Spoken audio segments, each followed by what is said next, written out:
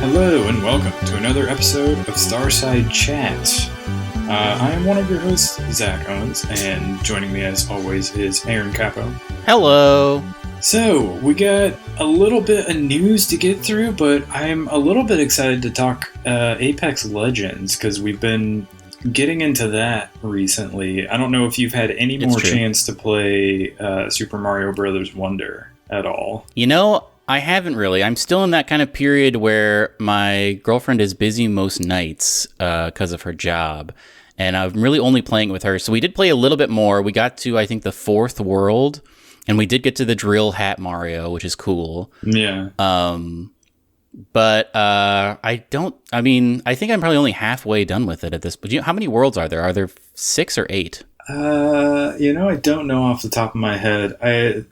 I want to say there's at least one for each of the little, like, swirly cloud piranha plants around Bowser's thing in, like, the middle of the map. And I want to say there's at least, like, 5 or 6 of those. And there might be, like, some additional, like, other areas you can go to. Well, you keep going back to the middle area, like, in between those. I did find, like, an area where there was, like, a hard level to complete, and I found... There was like a shop there where you could buy standees for like a specific character as opposed to just like the random roll that you get when you buy one at the other shops. And so I bought out all the Luigi and Mario ones. So I have all of those, but I haven't bought the rest of them yet. But yeah, I've been enjoying that game. Have you gone... So what's the last world you went to?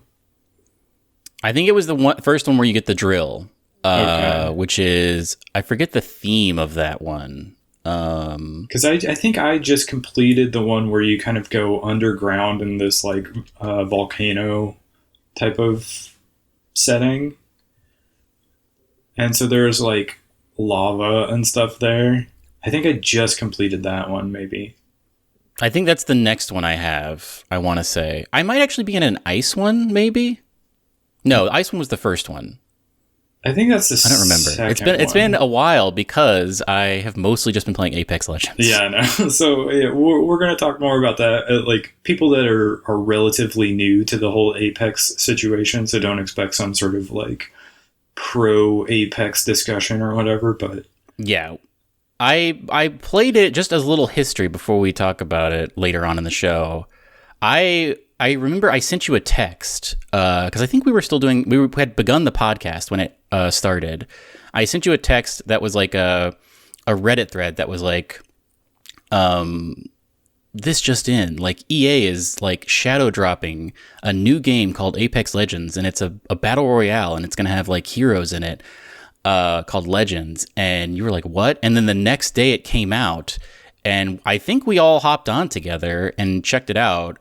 And I maybe dropped in and out of it every once in a while, but I don't think I've played since like season maybe 3 or 4, and we're on season 19 now. So yeah, I was gonna say I think I probably first played it on PC back then. Yeah, me too. And then come to realize it was crazy. It was a crazy move to do, to just like out of nowhere launch it one day. There wasn't a trailer for it. Yeah. It just was available. Yeah, it was definitely a shadow drop where it was like, hey, here's the, like, battle royales are a big deal.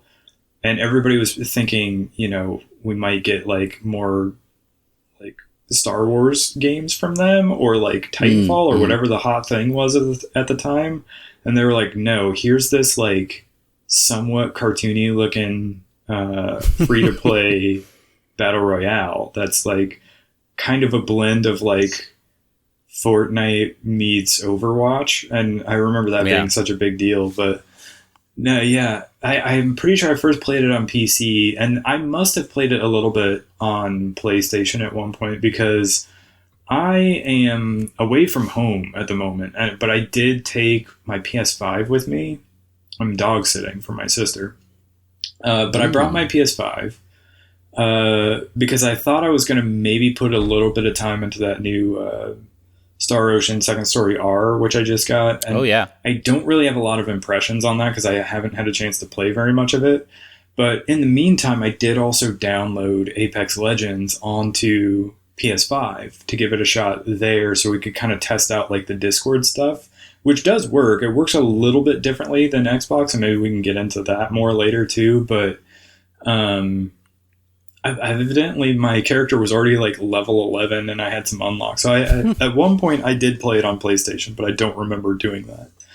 And so interesting. We're really curious when the cross progression is going to land for us and like what that's going to look like, because that's a thing for this season. Yeah, you can fully do it across, and I've heard conflicting reports of how it's going to work. Like, the thing I heard initially was you get a pop-up and then it asks you what you want your primary account to be, and I don't really understand what that means because I thought it would just be blending everything together. Yeah.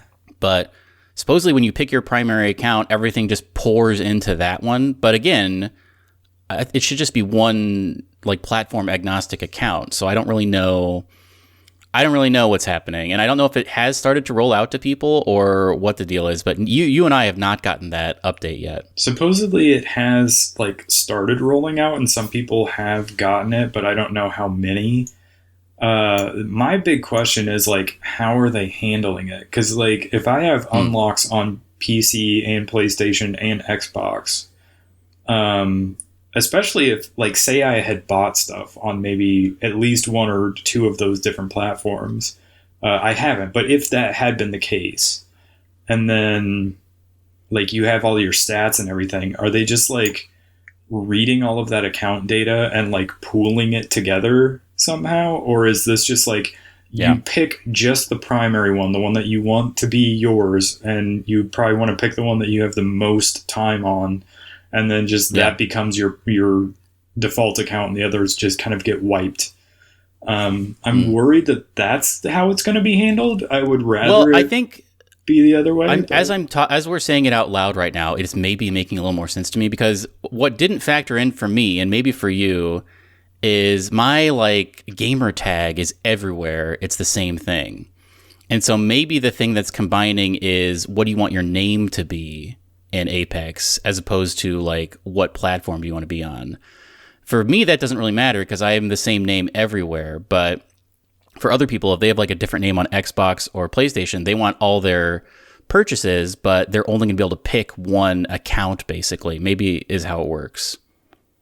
I mean, I would hope they would be able to pool all that stuff together for those people. Like we haven't played enough to really like be upset if we lose some progress based on like, oh, they discarded my PlayStation and PC accounts in favor of my Xbox one, because that's the one I'm playing it on most now. Like that, it's not going to impact me in a huge way, but there are a lot of people that I assume over the years have spent a good amount of time on like probably multiple platforms, and they probably would love to have all of that combined. I guess I don't remember what happened with Overwatch. Like, I know it's a different game, different company, but like when I first started playing Overwatch, that was on PlayStation 4. And then I moved over to PC and have played a ton on PC. But I think all of that is now like unified under one account. And so I don't remember how that happened. Like, did my original unlocks from when I was playing on PS4 and the stats from that time, did that get pooled in with my PC stuff? I don't know. Good question. We will report back when it does happen to us. And we do have, I added a new section in today's show notes specifically about Apex. So we'll be talking about that later on. But probably the biggest thing that happened this week is unfortunately something we don't super care about. It is Blizzcon happened. Yeah, so the big news for us, I guess, is that there's an expansion called Vessel of Hatred coming to Diablo 4 that's going to bring like a new class. And then the Overwatch 2, the next hero has been announced. And it's their first Samoan hero, and he like carries around these two... How do you pronounce his name? Good question. I didn't watch the video of it. I didn't either. Is it Malga? Malga? Something like that? Malga? I think it's like Smaug, the dragon from Lord of the Rings. I think it's Malga. That could be. Either way, he carries 2 chain guns, one in each hand, and one of them's like an incendiary chain gun, and the other's a volatile chain gun, whatever that means. And he has this ability. I think it was he sets you on fire with one of them, and then when you're on fire, the second one will do like critical hits if you're on fire. Yeah, and you can control them individually, I guess. Maybe one is like your left click, and the other's your right click. Probably, yeah. And then, he has a move called Overrun, where he basically charges at people and I guess does damage. But his ult kind of, I think it was his ult in the video that I saw. He like throws down this sort of barrier, this like blue barrier, and like enemies in the area get like chained so they can't run away, and he basically can shoot them all. Oh. Interesting. So yeah, if that's his ult, that seems pretty interesting. He's an assault class character, so he's big too. He's a really big guy. Yeah, he's huge. He kind of looks like at first glance you'd be like, oh, so this is a new tank character, but no, this is an assault character. But and then there was some expansions for World of Warcraft and a new expansion for Hearthstone, which I was a little bit surprised is even still like being supported, because I feel like that game has like come and gone, but maybe I'm wrong.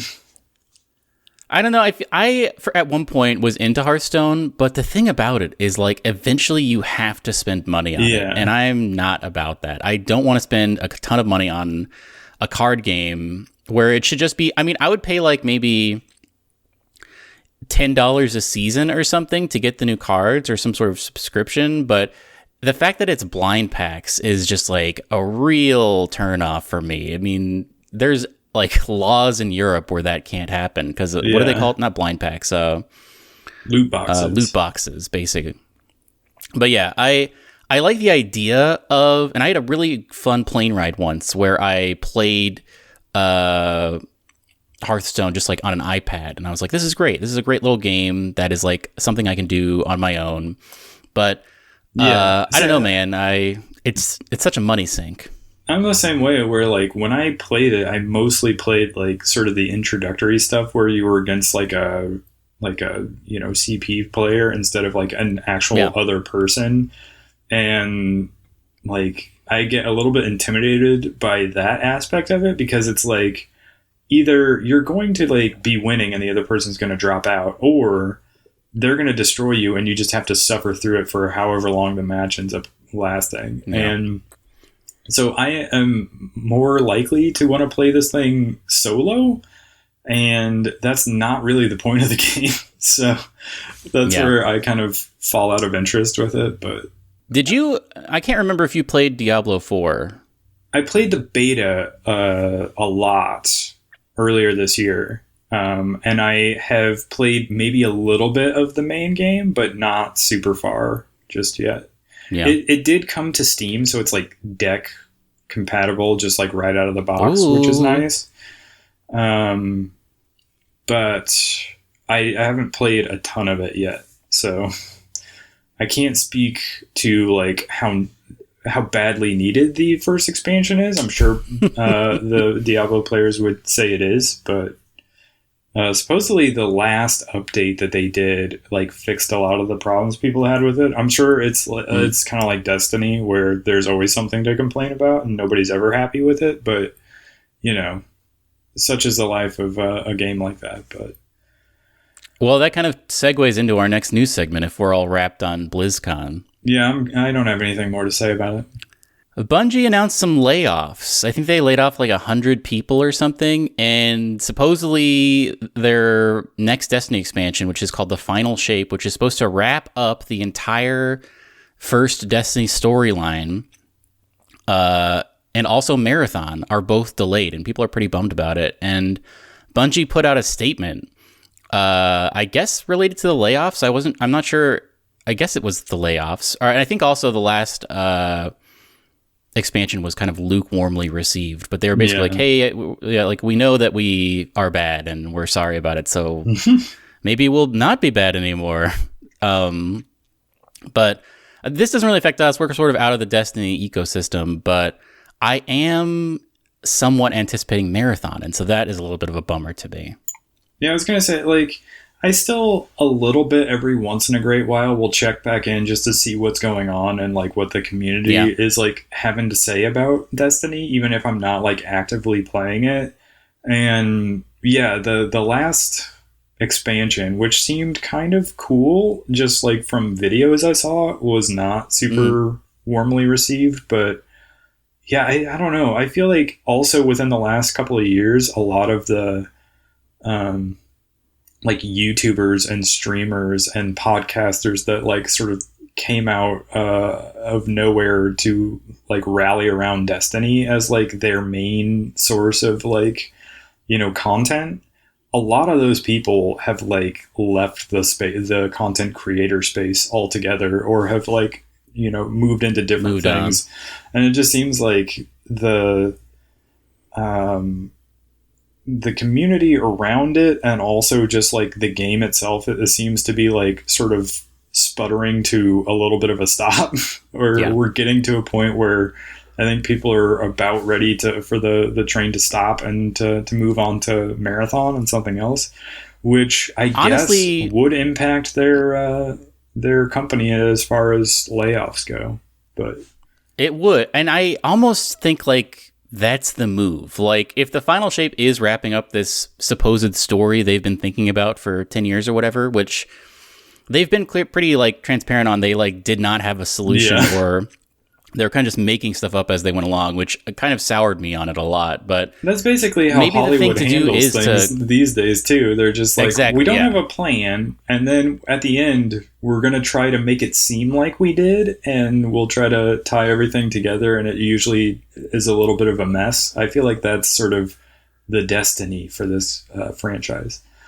Yeah, I don't know. I feel like they could wrap it up. And obviously they would that would like yeah, that would lead to layoffs because people would stop making Destiny games. But they could do the BlizzCon, the Blizzard type of thing where they wrap Destiny and then they go back to Destiny 1 and they're like, there's Destiny 1 Classic. Like they had WoW Classic. I would check that out. Yeah, But yeah, I think it's just like they have to balance so many things. They keep building up and they keep having to build on the lore. And I feel like they're not super great at that. And also they have to build on like the weapon metas they've created and whatnot. And it just like, I don't know. I feel like they can wrap it up and be mostly proud of what they've done as far as like making a 10-year experience as opposed to continuing onward to who knows what. But yeah. I guess we'll see what happens. I mean, I think I'm pro them dropping it all and just focusing on whatever marathon it's going to be. But I know some people still play Destiny, but so I don't know. To each their own. Yeah, at times it's definitely felt kind of rudderless, like they didn't really have a clear direction for where things were going.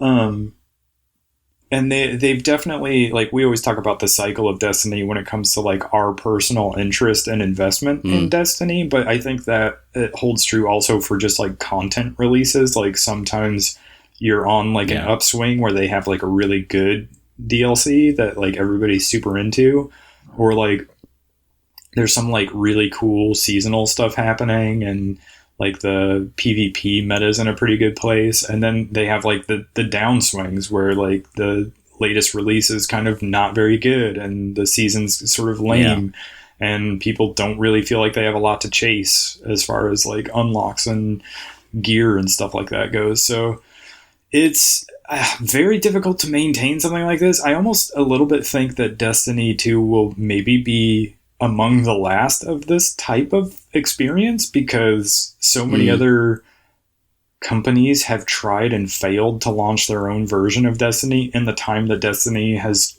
gone on, you know? yeah. And so it's proven to be not a very sustainable business model for a lot of people. And Destiny has sort of been the one exception to that. And now that it's also sort of sputtering to a bit of a anticlimactic halt, it almost feels like maybe this could be the end of this sort of era of this type of game in the games industry. But like you said, it's very possible that they also try to just like give it some time where it's like, all right, we need to give it a rest and let people kind of get away from it until they start feeling nostalgic for it, and then we'll bring it back in some sort of way. And I feel like that is a likely path forward for Bungie in particular. But we'll have to see. Something that people are hot on, though, as opposed to Destiny 2, which is pretty cold these days, is the finals beta that happened. I feel like maybe this is just my algorithm on TikTok, but over this week when the finals beta was happening, I got a ton of videos of people playing the finals and being like, this is crazy good. And like the footage that comes out of it does look super, super fun. It's a 3v3v3. There's 3 teams. And as far as I understand it, there's one objective. And I actually am unclear on if every team is going for that one objective or if it's one team is protecting it or only one team is maybe going for it. I actually am not sure what the thing is, but it's just got such a cool style. Like when you kill people, they burst into coins, which is a cool effect. And it's just like the gunplay looks super tight and there's like classes and the like cosmetics look super cool. Everything about it just seems like it's clicking for everybody. It's the most wishlisted game on Steam right now. And for a while it had the most concurrent players on Steam over whenever the beta was happening. But did you check this out at all? It looks really cool, but my one criticism of it, like we've been playing Apex Legends, which like puts you on a team of 3 by default. And this as well, you have to be on a team of 3 by default. But I feel like this is one where you have to be talking to your teammates to have fun, as opposed to Apex Legends where, you know, you can just ping stuff and you're all sort of working towards the same goal, which is just to stay alive. There is a complex goal where you need to be talking about it and strategizing. So I don't know if you could have fun with this as just a solo player. What are your thoughts on the finals? Yeah, I haven't really been keeping up on this. The only thing I really heard about it was the discussion that the MinMax people had on it, and they seem very hot on it. But that's also coming from people who were like really into Rainbow Six Siege, which very similarly was a game where like you kind of need to be playing with people you know and communicating with them as you go, and which is one of the reasons why I never got into that. Also, that game is like really tactical, and I don't know how into like super tactical shooters I am, but this is interesting. I will definitely like keep an eye on it, especially once it comes out, and see kind of what it looks like. And it might be one of those games where sort of like Apex Legends, it'll come out and we'll try it and talk about it, and it'll be like a fun novel sort of like time when it first comes out, but I don't know if it'll stick with me very long. I don't know if it'll stick in the zeitgeist very long, but you never can tell. Like I wouldn't have thought Fortnite would have the legs that it had, but somehow that worked out, so we'll see. Another thing, I actually don't know if this is out this week or if people are just getting early access to it. Modern Warfare 3 came out, and people seem to be pretty cold on a lot. Like I think that the people like the zombies, because the zombies is like a new interesting thing. I think previously zombies was level based, but it's now open world and new and interesting, and people I think are into that. But the article that I have linked in the show notes is titled, it's from PC Gamer, and it's titled "Worst Fear Confirmed: You can't launch Modern Warfare 3 without first launching Modern Warfare 2," which is a problem we ran into when we tried to play Warzone a couple weeks ago. We couldn't figure out what to download or launch. Exactly. It's all bundled into one insane launcher that has everything for some reason that you have to download. That's another thing people are not into, is the download for Modern Warfare 3 is like 213 gigabytes, which is kind of insane. Now, what I think they are trying to do, what they want to do, and is incredibly not clear right now because they're in a little bit of like a transition period, and they've sort of bungled the timing of this for Modern Warfare 3. But like years ago, Battlefield did this thing where they were like, we're going to just have like basically one launcher, or you can launch a game, and then within that there's going to be like you can access the other games, like the previous games in Battlefield that you own. And so if you're sitting in Battlefield 4, but you're like, I want to launch Battlefield Bad Company 2 or whatever, there was like a way to do that. So you basically had everything under one umbrella. And I think that's what they want to do here, but instead it just looks like you have to get Modern Warfare 2 to play Modern Warfare 3, which makes Modern Warfare 3 seem like a very expensive DLC for Modern Warfare 2. Yeah. And that's where people are being rubbed the wrong way with this, because it seems like just a $70 DLC for Modern Warfare 2. Which people have also said they have wished that the campaign was DLC, like you could buy it separately. I have also linked to an article from Kotaku. Modern Warfare 3's campaign mostly sucks, is what it's titled. And apparently you can beat it in under 3 hours, or like under 4 hours. And a lot of people have been like, could I just pay $15 for this if I want it? Like, this doesn't have to be included. Yeah. And I don't know. It's apparently the reason for the bloated... one of the reasons for the bloated install size is that zombies, that open world, because it's a whole new map. In addition to, I guess, the Warzone map and this campaign, because again, it's all or nothing. You have to buy everything for like $70 because it's a next-gen game or whatever. You can't just buy... And if you want to play Warzone, I think it's the similar thing we ran into, where you have to download everything just to play Warzone 3, which I think is out right now. I guess I'm not sure. But yeah, it's kind of weird. The campaign is... People aren't really liking the campaign. They wish they didn't have to buy it. And it's like taking up a ton of space on people's computers. So I think we're to a point, I don't know, man, where Call of Duty basically needs to do what most MMOs do, where it's like you have the MMO on your computer, and if you want to play the latest expansion, you can buy that for like $20 or $30 or whatever it costs. Yeah. But if not, you just keep playing whatever you already own.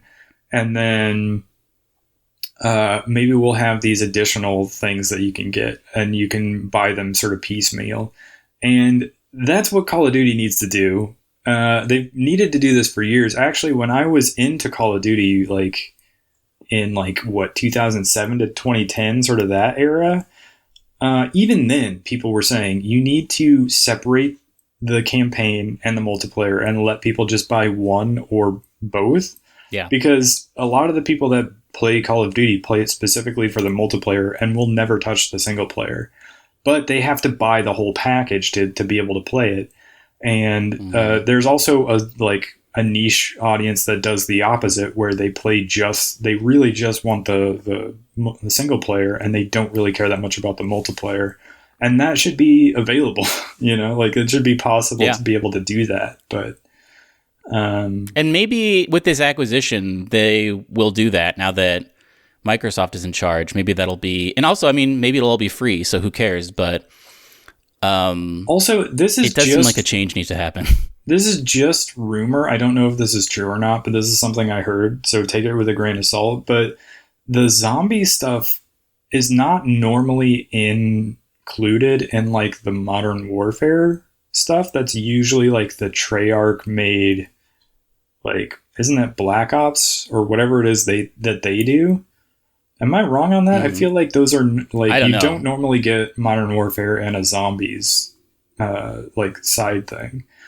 So they've done that in the past. I don't know, but from what I've heard, and again, this might not be true, is that the zombie stuff was actually being developed for the next Call of Duty, but they sort of rushed it to get it out with this one because they knew their single player stuff was not very good, and that the multiplayer kind of felt like a very expensive expansion to last year's. Interesting. So they sort of rushed this just to have something that felt new be in there. Yeah. And that's why it's maybe a little bit not what you would expect it to be.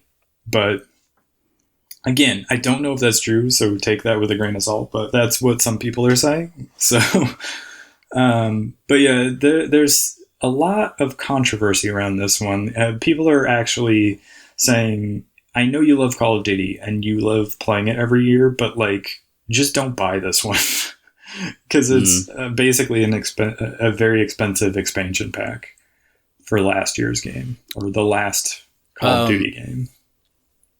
I wanted to end out the news segment on 2 mod things that I found interesting. Firstly, there's been a Starfield mod that's been released that lets you build your own space stations, which I think is something that definitely should be in the game. But according to the modder, he did very little. He found the code already in the game and just sort of used that. So this is maybe just some stuff that will maybe come down the line in a DLC. So who knows how long this mod will be available.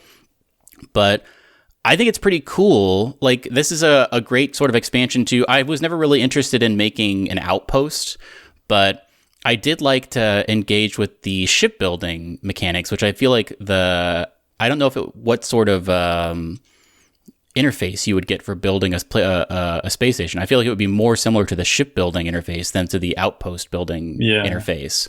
Yeah, probably. But it's cool. I have not beaten Starfield yet because I have a little bit dipped. I've mostly been playing Apex and Mario Wonder, but I do know where I'm at, and I stopped at kind of a point where, and I don't know if this happened to you, I was playing, what's the stealth the quest line for that company? Ryujin? What was it? Yes, Ryujin. I think I'm on the final mission of that. And they were basically like, okay, here's what you got to do. You got to go to this place. You got to do these 5 things in this big building, and you can't ever be seen. And I was just like, ugh, I just want to kill everyone. And I'm going to get a bad review if I do that. And so I just like put it down for a second. But I am going to get back to it and eventually beat it. But I wonder if, I think we've already talked about this. I wonder if...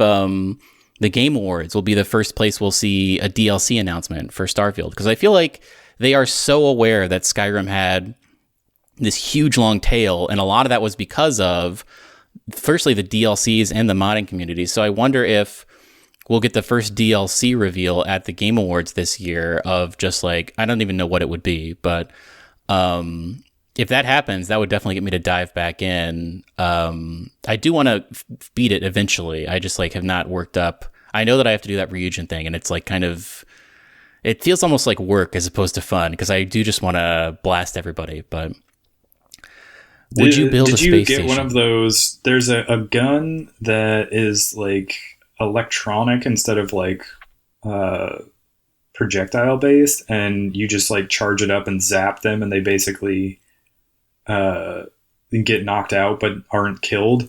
I relied on that heavily during the Ryujin questline, and you can basically go ahead and don't worry about them spotting you and like everybody coming after you, as long as you and whoever your companion is are equipped with that, and you just like knock them all out. You're fine. You don't have to worry about it at all. In the first or second mission for Ryujin was a thing where you have to go to that hospital space station, and you go there and you have to get into a place, and to get into that place you have to get a key. And I don't have the skill for pickpocketing, so I never found the guy with the key. Needed it. I don't have that skill. Oh, either. Really?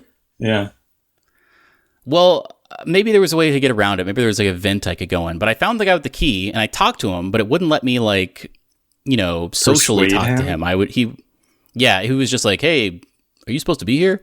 So I just like posted up in a corner, turned invisible with a spacesuit, and shot him once in the head with a silenced gun.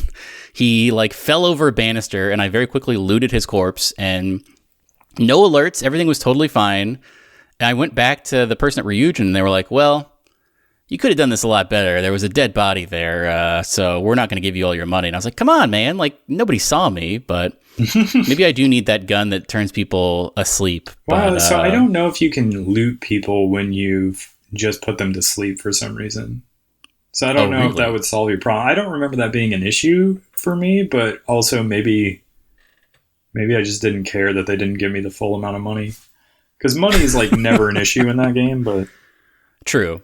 Yeah, eventually you just have like, $500,000 all the time. Yeah. Well, so either way, I am interested in building a space station because one of my favorite aspects of No Man's Sky currently is the freighters, which is basically like a giant moving outpost that you can build. And so if you could make something like that in Starfield, that would be very fun to me. I prefer that, much like you, I prefer that to trying to build an outpost on like a planet somewhere, even though that's how you could quickly gather a lot of resources. But one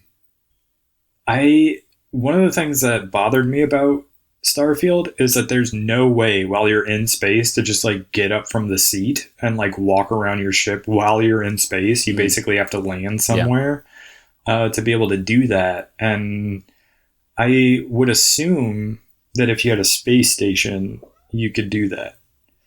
I think it is going to come officially at some point because this is, I think, similar. Do you remember that controversy from... I don't remember if it was I think it was Mass Effect 3, where people looked in the game files and they found that Prothean companion, and they were like, "Hey, this is already in here. You're just trying to like make us pay for this later on with DLC, but you already coded it in here." I think it's similar to that in that they built the space station stuff into the code, and it's just like it wasn't ready for prime time. They just left it there because later on they'll have enough time to finish it.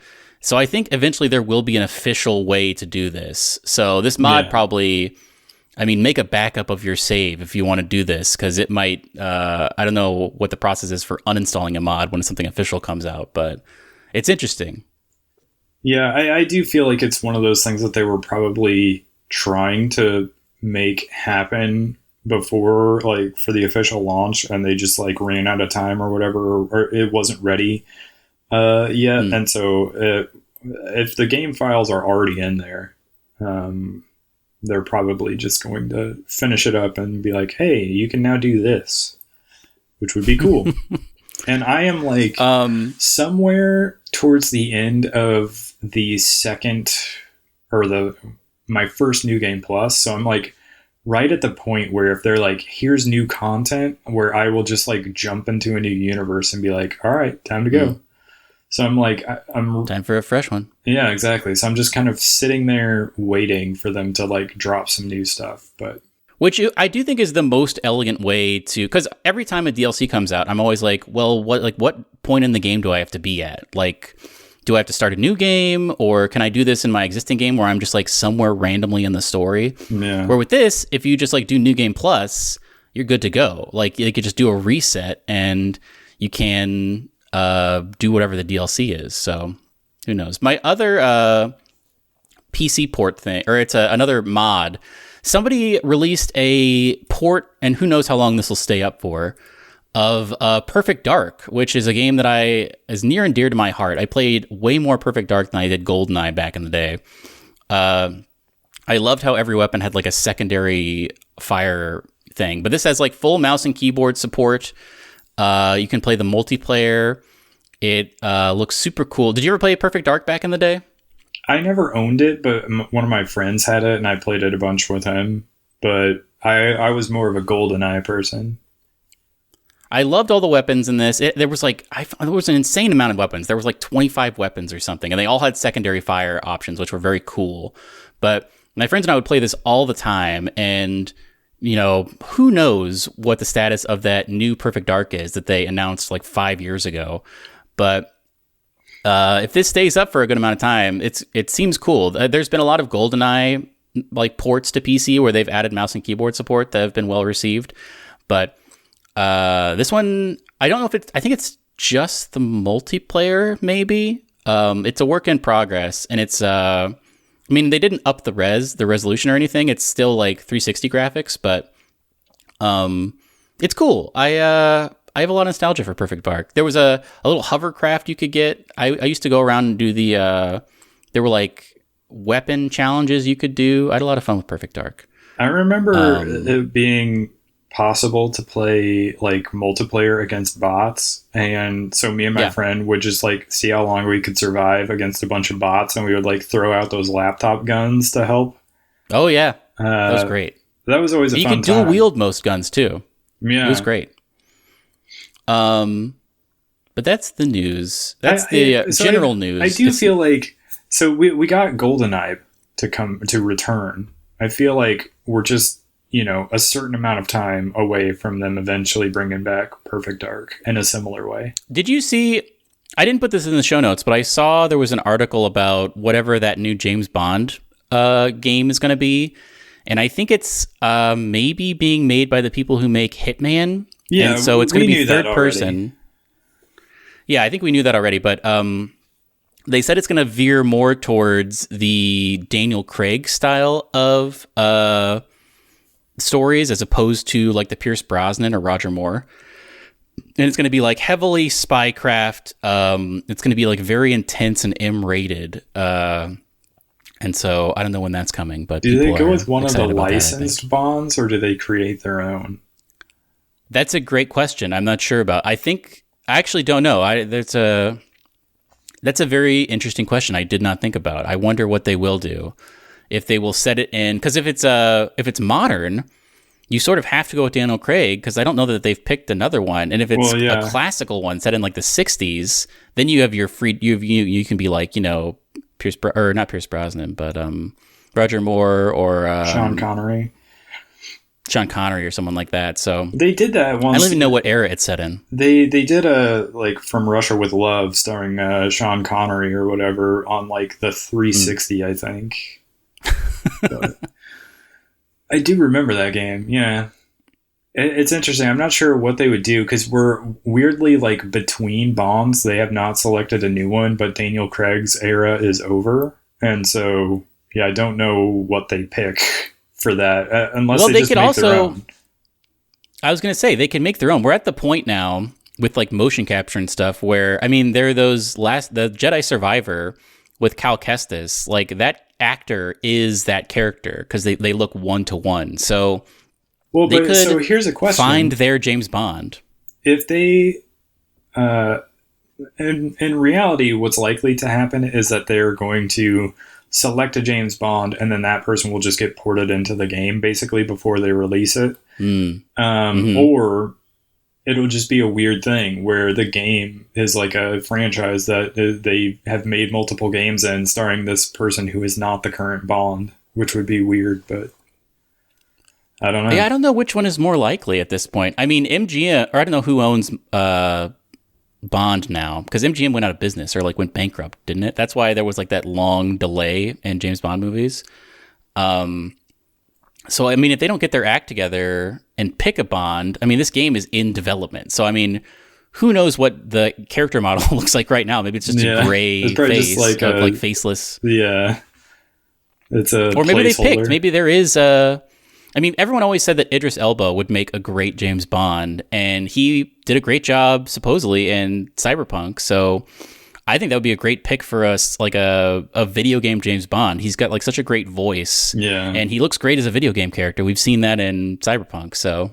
Yeah, I do like Idris Elba, and it would be an interesting choice to have him be the next Bond. So I wouldn't be opposed to that, but yeah, they're going to have to pick somebody, because I assume they want to keep making the movies too. I mean, maybe they'll give it a while before the next one, but like I would imagine that they're in talks with the like owners or rights holders of Bond, and that's probably all in coordination. So Zach, let's talk about Apex. Okay, let's get into Apex news. Season 19 launched. Season 19 is called Ignite. It's the first one we're really checking out. Technically, we played the tail end of Season 18, which is maybe called Revenge or Rebirth or something. I actually don't remember what it was called. But this one is all about, or at least this first part is about Conduit, who is the new legend, and she can give people temporary shields and throw down like a barrier, kind of. And she can run super fast when she's far away from her teammates. And the new map right now is Storm Front or Storm Point. It's an island. And there's also in rotation is Broken Moon, and I think that floating city one that I don't remember the name of. But I bought the Battle Pass, and I also purchased a legend. I purchased Loba, who I think I called Lobo last episode, but I meant to say Loba. But I love her, and she's great, and her utility is wonderful, and I like her movement ability. It always feels great to throw down the black market and help everybody out. I get a constant, like, I'll throw it down and people will collect stuff, and then I think they get the button prompt to thank me, so people are always thanking me in game, which I like. But she's great. I like her voice lines. They're not annoying, as opposed to some other people who I wish were never on my team. But what are your impressions of, I guess, the new map and the new weapon changes? Because the other thing that happened is they took the 30-30 out of the crafter, so people have more access to the 30-30.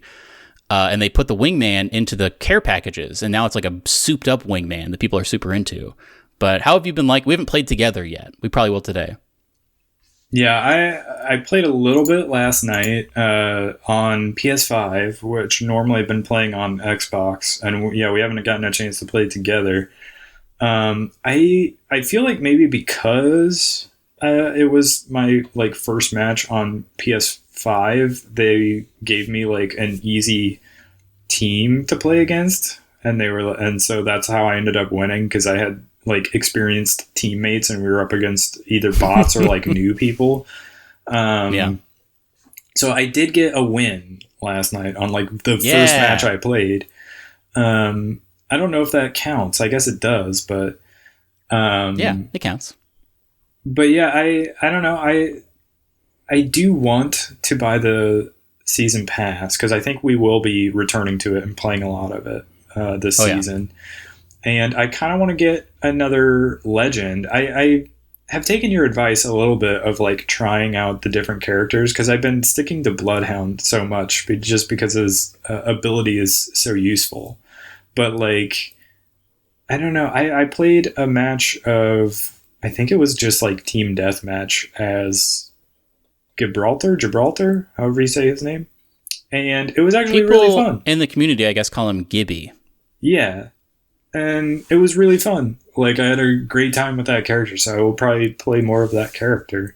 But there are so many other legends to get. Now, we were talking before we started recording about how crazy it is that they're like somewhere between like $5 and $10. So you basically have to spend $10 if you want to get a new legend.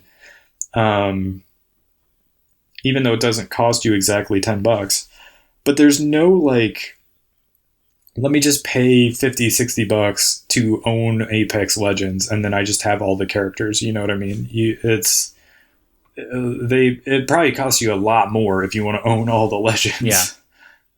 And of course the season pass stuff, but there's, I guess, a way to get like the currency you need just from like owning the season pass and playing it a bunch, and you can unlock them that way. But there's so many right now that if you're like us and you're just getting back into it, you have a really long way to go to start getting a lot of those characters. But, well, some of them I probably will never unlock, like Ashe, unless they get some sort of rework. I don't really like her abilities. I mean, she looks very cool, and a lot of her skins are awesome. But I don't know. I just feel like the ability, I basically have that ability with Loba, where instead of like making a slash with my sword and doing a one-way portal, I mean, people can't follow me is, I guess, something. But, I mean, I can go long distances. But there's a couple... And also, I mean, Vantage as well is another one where I'm like, this is a cool ability. And, like, you have this sniper rifle. But I don't think... I'm not, like, super good at sniping. So I probably would never buy Vantage unless she gets a rework. Yeah. Yeah, that's true. There's probably a bunch of legends that I would probably never play, even if I had them unlocked. So there's not much point in worrying about whether I have those unlocked or not. But... yeah, I'm in a weird place right now where I don't want to buy anything because the cross progression hasn't happened yet. And I don't know how they're handling it. So I'm like, well, I'm away for a weekend, but I'm playing it on PS5 instead of Xbox. Most of my unlocks, because most of my time has been spent on Xbox recently. Is it a waste of money to buy a character or the season pass on PlayStation and then to go home and return to playing on my Xbox and hope that the progression or the cross progression like sort of figures it all out and puts it together for me? But I kind of don't know if that'll be the case. So I'm in a weird holding pattern. I think hopefully that'll roll out to us. So there's 3 maps in rotation right now in this season. Broken Moon, which I had never played before, and Storm Point or Storm Front, whatever it's called, and then that Floating City one. Have you played any of that Broken Moon one? It's the one with all of the crazy rails that you can rail on. I don't think so. When I was playing last night, I only played like 2 or 3 of the Battle Royale mode matches, and then I switched over to that rotating playlist of like Team Deathmatch and stuff. So yeah. I think I only played on 1 map the entire time, and it was not that one. Stormfront is pretty cool, but Broken Moon is very interesting to me because all of the map basically is connected via like basically a monorail system that you can hop on and zip line on. So like normally zip lines just get you from point A to point B, but Broken Moon has like zip lines that are basically big circles. So you can basically ride them all around the map, which is very interesting. There's that other map that I don't remember the name of that has that train that I think is a similar, where it kind of like is going around, but you're kind of subject to when that train stops. But I like it. All of the new changes I'm super into. I'm still liking it a lot. Other things to talk about next week, starting on the 7th, as we're recording this, the Post Malone event will be happening. So Post Malone apparently loves Apex Legends. He's been a proponent of the game. He loves to play it. And I guess he's an Octane main. But 2 interesting things about this event. You will get to unlock skins based on, I guess, clothes that Post Malone has worn. That's not super interesting to me. But what is interesting to me is they are coming out with this 3 strikes mode during this time. And 3 strikes mode is interesting because when you drop in, and it's I think like a normal game, except for if your team gets wiped, you come back, and you can come back 3 times because you get 3 strikes, you're out. And when you get knocked, you don't bleed out. And also you revive super quick. So if you get knocked, someone can just run over to you. You can hide and just like hide infinitely, basically. And then your teammate can run over to you and like res you in like half a second, or like not even that. And so I think it's going to make for longer matches because if your team gets wiped, you just jump back in 2 more times. So it seems it's a really interesting game mode that I'm curious to see if it feels too long or if it feels like cool. What do you think about that?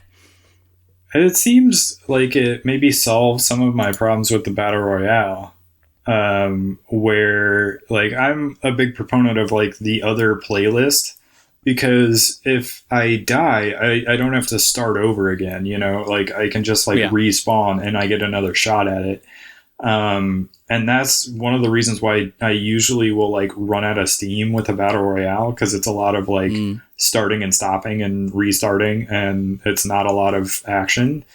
And so just being able to get a second and third shot at it is something appealing to me, because it would... it's exactly the problem I've had with Battle Royales in the past. So this is very interesting to me. Other things, we got a leak. So now that the game is out, like when I first loaded up, I was excited to play on Tuesday when Ignite came out, but it did have to download like a 33 gig update, which I didn't realize. I think I have my Xbox set up wrong, where it should be updating automatically, but for whatever reason, it only starts the update when I like turn it on or whatever. Well, I think it's possible to have your Xbox just like completely shut off, or have it go into rest mode, and it like warns you about like what the different power drains are like. And so I, for a long time, had it just set to automatically shut off and do like the really, really low power mode. And I think that maybe prevents it from actually downloading stuff in the background. Maybe I'll change that. But because of that data that it downloaded, there has been a data mine of upcoming things we can expect. And I think I sent you a very brief YouTube video of there's going to be, and again, we're not Apex like experts. We haven't played in a good long time, but apparently in Apex, there is a thing called a collection event. And in a collection event, you are working towards a goal if you collect a bunch of things, you get like a mythic skin. And the mythic skin this year just so happens to be my new favorite character, Loba. And you can become like a little werewolf, like a robotic werewolf, basically. There's a bunch of cool looking skins in this collection event that's going to come up supposedly maybe around December, in the beginning of December. There's like a Pathfinder, or not a Pathfinder, a Bloodhound skin that looks super cool. But that's coming up. Also, speculation is, so when people kind of get tired of a legend, or when a legend is not really working, they will do something called, like, that legend's name Reborn. The last one that happened was Revenant. Revenant originally had, I think, a much different ult and like a different passive, but they did Revenant Reborn, and now he is a lot more usable, and people are liking him a lot more. And people speculated that the next Reborn character is going to be Lifeline, because she's still really solid, but she hasn't really changed a lot, and people aren't as into her care packages these days, even though I think it is like a super useful thing to have. Yeah. But supposedly, Lifeline Reborn, her tactical, where she throws out her healing drone, will be pretty much the same, except for it'll follow you as you run around. Like, it'll attach to you, which I think would be really cool. And then her ultimate would be some sort of thing where the healing drone pushes people away from you, as opposed to what I read is like it's a reverse one of the Horizon. Horizon has that one where it'll suck you in. It's like a gravity well. This is like the reverse of that. So she wouldn't have care packages anymore, which I don't know how I would feel about that, but that's interesting to me. And then also there was a data mine that the next legend is codenamed Cave, whatever that could mean. But yeah, a lot of interesting stuff happening with Apex. I'm excited to play more. I'm liking this new season, and I haven't hit a wall yet where I'm tired of playing it. I constantly am thinking about it. Yeah, I'm enjoying it as well, and I think like once I get more into it and I'm able to like get the season pass going and like the cross progression happens and we find out what all that is going to do and whether it's the good kind of cross progression or if it's the one where it like cuts off the other platforms and just is like, no, you're now focused on this one. But I am I'm ready to play more of it. I gotta say, I'm looking forward to us getting a chance to play more of it this weekend. So, but that is really all. I mean, I've been playing that and watching. I think I talked about it last episode. Watching a bunch of classic Iron Chef on YouTube. So that's what I've been playing and watching. You seem to have played a lot more things, though.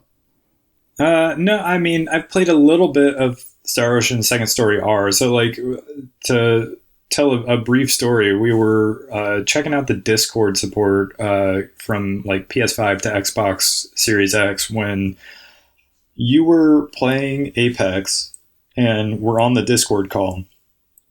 And so I started playing Star Ocean Second Story R because it was taking like hours long to download that big 33 gig like texture pack or whatever it was for Apex, which we should say looks great, by the way. The lighting and textures on Apex look so much better than they did before that it's definitely worth like downloading that and trying it out again just to see how much it's improved.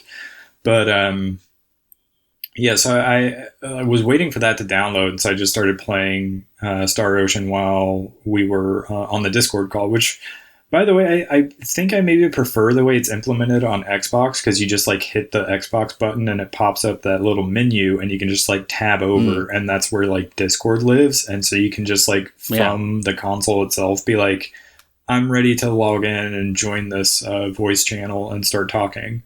Whereas on PlayStation, there's not really a way to like manually join. You have to go on your phone and like join the voice channel, but like select the option to join via PlayStation. And so you hit that button and then it automatically connects you on your PlayStation. And once that happens, then you have a little thing where you bring up the little menu and you can sort of like mess with the volumes and that kind of thing with the Discord call, but you can't like join it directly from the console. So I prefer the way they've done it on Xbox, but it's cool to be able to do that, you know, across platform like that. So yeah, that's how we're going to be doing it this weekend because I'm out of town. But Yeah, I Yeah. thought that was cool. Really, I only played a little bit of Star Ocean while we were doing that call, and it wasn't enough to really get much of an impression. Although I like it lets you carry on from your progress in the demo, so you can carry that save file forward into the full game, and people are liking it. It's getting good reviews.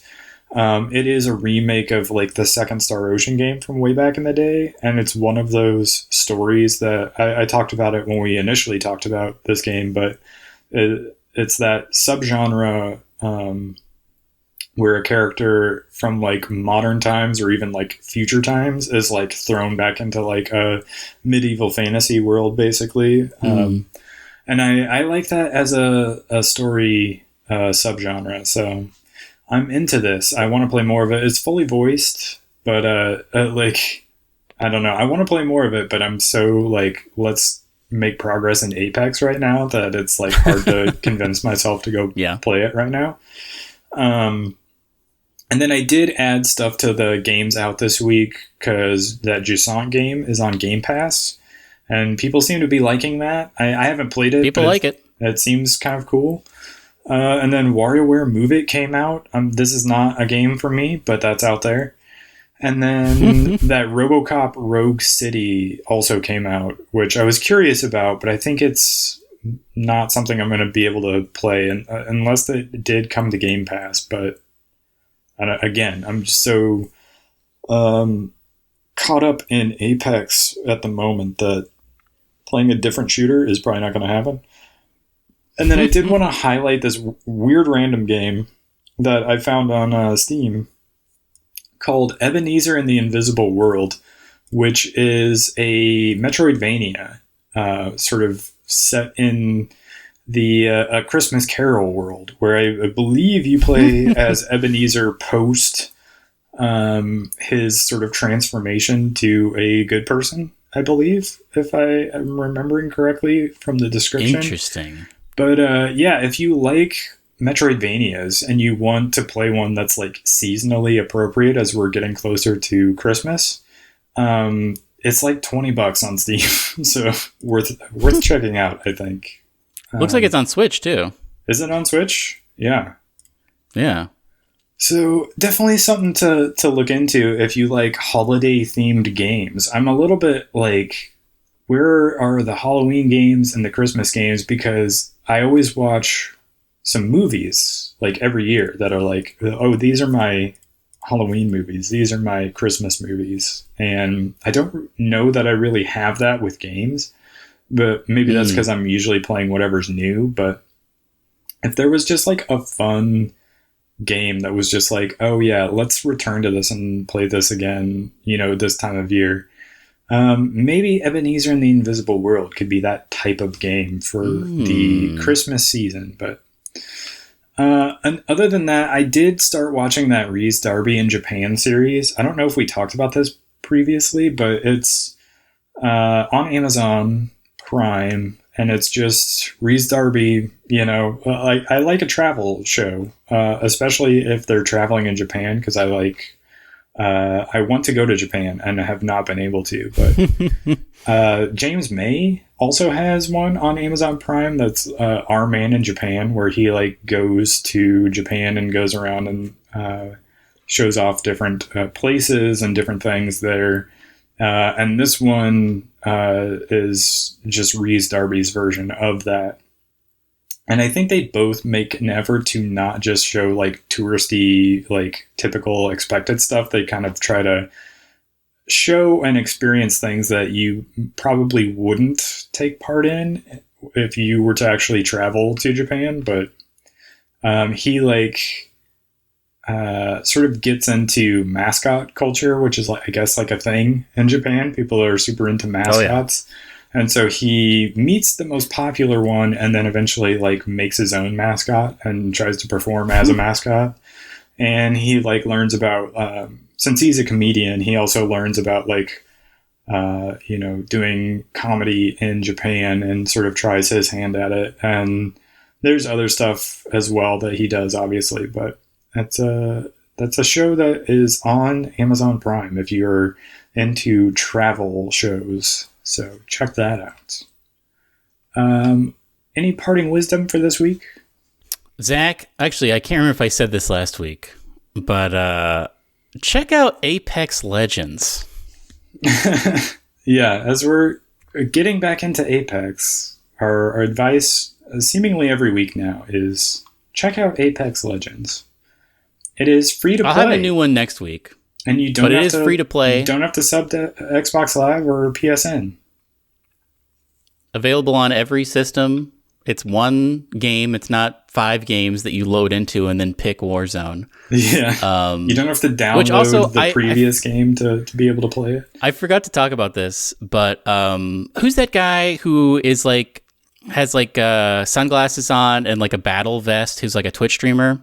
Oh, you know what I'm talking about? Yeah, with the like mullet wig. Yeah, he's got like a mullet and a mustache. Yeah, what is his name? He's like a big streamer. I don't remember his name. We're going to seem really lame for not knowing his name. But I saw a clip of him on TikTok that was him. It was when he was trying to launch Modern Warfare 3, and it was just like too confusing, and he was like going insane trying to launch it. And it was like bring him back to the same menu, and he would click like proceed, and then it would do another thing, and it would click proceed again, and it would do this like music sting, and he was like losing his mind trying to like navigate these confusing menus. It was very funny to me. I mean, that was basically us when we tried playing Warzone that one time. I mean, it makes me feel not as bad about like not being able to understand what was going on or how we were supposed to actually launch it. But like we had a very similar situation because we tried even just downloading it and figuring out which thing to launch was confusing. But then once you got into the game, we tried to join a party together and then it wouldn't let me launch the game. It acted like I needed to buy it to be able to launch something.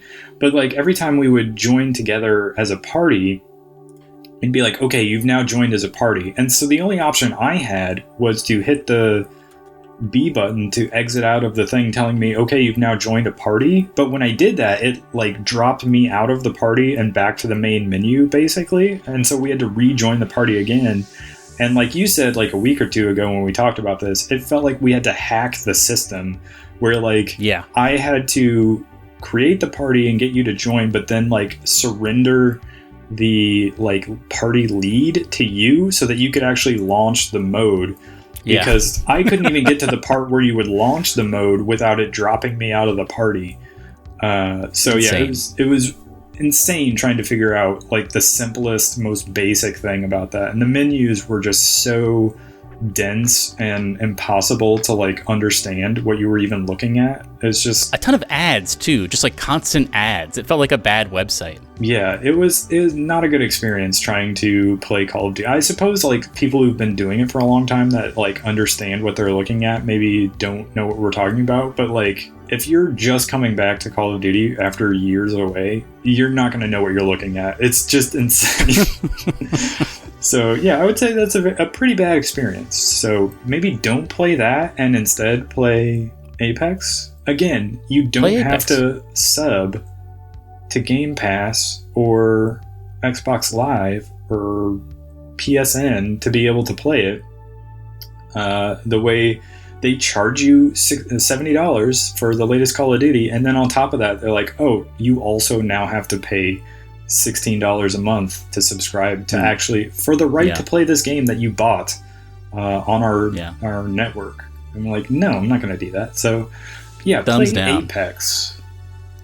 And on that note, we'll catch you on the next one. Goodbye. Goodbye.